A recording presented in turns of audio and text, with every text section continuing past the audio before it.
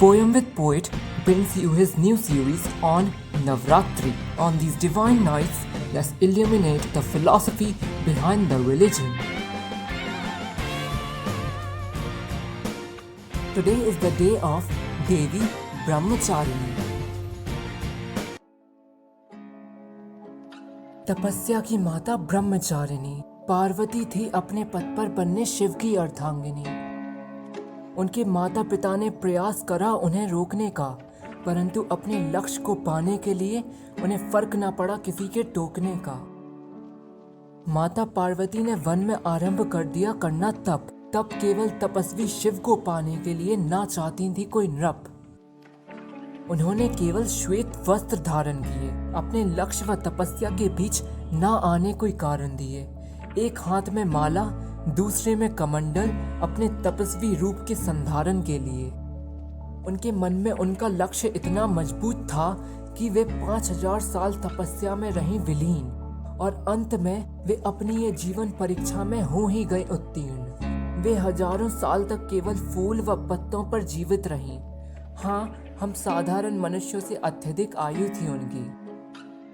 उनके शंभू के लिए त्याग की आग बढ़ती ही गई। उनके हर एक त्याग से उनके मिलने की समय सीमा घटती ही गई। एक समय ऐसा आया कि उन्होंने केवल पत्ते खाना शुरू कर दिया, और एक समय अपने लक्ष्य को पाने के लिए उन्होंने ये भी त्याग दिया। पत्ते को संस्कृत में कहते हैं पर्णा। पत्ते का त्याग किया, इसलिए उनका नाम पड़ा अपर्णा। उन्होंने सालों सालों तक केवल वन की भूमि पर सोने की क्रिया की, इसलिए बाद में जाकर उनका एक और नाम पड़ा तपस्चारिणी। 5000 सालों की अघोर तपस्या के पश्चात ब्रह्मा उनके पास आए और बताया उनका तप सर्वश्रेष्ठ है, उनके त्यागों के प्रयास रंग लाए। बताया कि इतनी कठोरता कोई स्वयं को जब ही दे सकता है जब वो कुछ पाने के लिए हो अत्यधिक महत्वाकांक्षी। हाँ, पार्वती थी शिव को पाने के लिए अत्यधिक अभिलाषी। पार्वती के इतने कठोर तप के बाद शिव की तपस्या भी टूट गई। शिव को पता था ये सती का पुनः जन्म है, इसलिए उन्होंने विवाह के लिए हाँ कर दिया।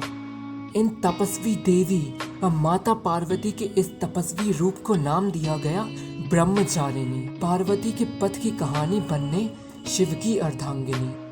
ब्रह्म यानी जो आत्मा मुक्त हो, जो आत्मा तप में लुप्त हो, जो पूर्ण वास्तविकता हो, जिसके ज्ञान में भरी नैतिकता हो, अर्थात चर्य यानी जो हो अनुगामी। हमारा जीवन 1000 सालों का तो नहीं, वो तो बहुत अल्प है। इस छोटे जीवन में जिएं या कुछ ना पाने की वजह से आत्महत्या कर लें, यही तो विकल्प है। आज के युग में आत्महत्या बन चुकी है बहुत साधारण। इस हत्या में हम अपने माता पिता की आशा व स्वयं के अल्प जीवन का करते संहारण। इस हत्या का कारण होता है कुछ नाकामी। वर्तमान व्यर्थ है, लेकिन इंतजार कर रहा है आपका उज्जवल आगामी। अगर महत्वाकांक्षी हो अपने लक्ष्य के प्रति, तो आपको ना रोक पाएगा कोई व्यक्ति। बिल्कुल माँ ब्रह्मचारिणी की तरह अपने लक्ष्य के हित के लिए तैयार रहो हर त्याग के लिए। अवश्य ही आपको भी आपके शिव अर्थात आपका लक्ष्य मिल जाएगा, परंतु ना बुझाओ अपने जीवन के दिए। मौत का कार्य प्रकृति पर छोड़ दो, जो आपको बुला लेगी। ये आपका त्याग व्यर्थ नहीं, बल्कि एक दिन आपको संतुष्ट व ताज़ा सुबह देगी।